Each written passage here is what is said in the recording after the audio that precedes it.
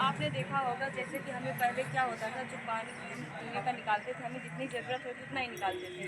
2 बाल्टी की ज़रूरत हो 2 ही बाल्टी निकालते थे, तो वो पानी हमारा ज़्यादा खर्चा नहीं होता, तो पानी इकट्ठा नहीं होता था। लेकिन आजकल क्या है, हम लोग हैंड पाइप लगवा लिए, मोटर लगवा लिए हैं, तो हमारे घरों में जो मोटर लगे हुए हैं उसका हम कहीं कहीं ना कहीं सोखता या चैम्बर जो बनवाए हुए हैं उसमें पानी जाता है। वो पानी क्या होता है, वो सोखता है सीधा ज़मीन में ही जाता है, फिर वही पानी वापस आके फिर हमारे नलों में, फिर वही चीज़ हम पीते हैं, तो उससे हमें बीमारियाँ होती हैं। तो जैसे कि ये होता मोटर में जो पानी हम अपने आप, क्योंकि वो चलता है तो इतनी मेहनत नहीं लगती है, लोग क्या करते हैं पानी को ज़्यादा खर्च करते हैं, और वही पानी जितना हमारे घर में सस्ते में जाता है तो उससे हमें बीमारियाँ होती हैं। अब गड्ढा ही देख लीजिए, आसपास जो हमारे नल लगे हुए हैं उसके पास गड्ढा होता है, तो गड्ढे में जब पानी इकट्ठा होता है तो उसमें क्या मच्छर पनपते हैं, तो वही मच्छर जब हमें काटते हैं हमारे घरों में आके, तो हमें कई प्रकार की भी बीमारियाँ होती हैं, जैसे डेंगू हुआ, मलेरिया हुआ, ये टाइफाइड हुआ, चिकनगुनिया, ये सारी चीज़ें होती हैं।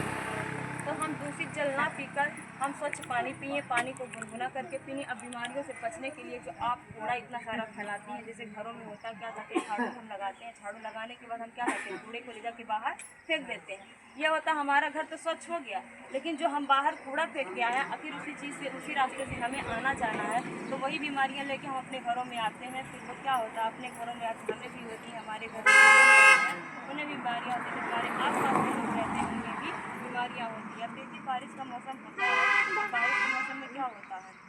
जैसे कि जब कूड़ा हम डाले रहते हैं, उस कूड़े को जब वो सड़ता है तो उसमें कीड़े मकोड़े होते कि नहीं होते। वही चीज़ हम अगर हाथों से उठाकर बाहर ले जाके डालेंगे, जैसे कि होता है गड्ढा वड्ढा लोग ले जाके उसी में डालते हैं, तो हाथों से अगर हम हाथों को अपने अच्छे तरीके से नहीं धुलेंगे, तो वही हाथ हमारा क्या है, उसमें जो कीटाणु होते हैं खाने के द्वारा जब खाना बनाते हैं तो वही हमारे खानों के रास्ते हमारे पेट में आते हैं, तो उससे भी हमें बीमारियाँ होती हैं, कैंसर जैसी बीमारियों का भी सामना करना पड़ता है। जैसे दूषित जल भी पीते हैं तो क्या होता है, उससे पत्ती, जब पत्ती होता है तो उससे पानी से ही पत्ती होता है। अगर हम दूषित पानी पीते हैं तो हमें बीमारियाँ होंगी, तो आप पानी को ऐसा स्वच्छ तेज जल करके पीजिए कि हमें कोई किसी प्रकार की बीमारी ना हो, और अपने आप पर जो कूड़ा कचरा फैलाती हैं उन्हें भी आप समेट के रखिए। अपना घर में डस्टबिन होगा, टूटी फूटी बाल्टियाँ होंगी, जो भी हो, कचड़े को बाहर मत फेंकिए, जो भी कचरा वो अपने आसपास अपने घरों में कहीं एक कोने में रखिए, ताकि क्या है वो अगर कचरा वाला जैसे आते भी तो हैं, आपके यहाँ प्रधान जी लगवाए होंगे ना, जैसे आते होंगे, टैंकर तो आता होगा, लेकिन चालू करवाएंगे, तो आप लोग जो कचरा है इकट्ठा करिएगा, कचरे को इकट्ठा करने के बाद अपने घरों से बाहर निकलिएगा, उसके बाद उसको उस टैंकर में डालिएगा। ये नहीं अगर आप जैसे कि यहाँ डालती हैं खेतों में डालती हैं, अगर देखिए धान है, धान का सीजन, आप धान लगाती हैं, अगर उसके नीचे पॉलिथीन होगा धान नहीं उगेगा, तो वैसे ही अगर वो चीज़ अगर हम अपने घरों के आसपास लगाएं तो बीमारी होंगी कि नहीं होगी। तो इसलिए आप बीमारियों से बचने के लिए सीधा आप जो भी कर पाएंगे वो आप ही लोग कर पाएंगे, हम लोग बाहरी या प्रधान जी नहीं कर पाएंगे। जो भी साफ सफाई रखनी है हमें अपने खुद ही रखनी होगी।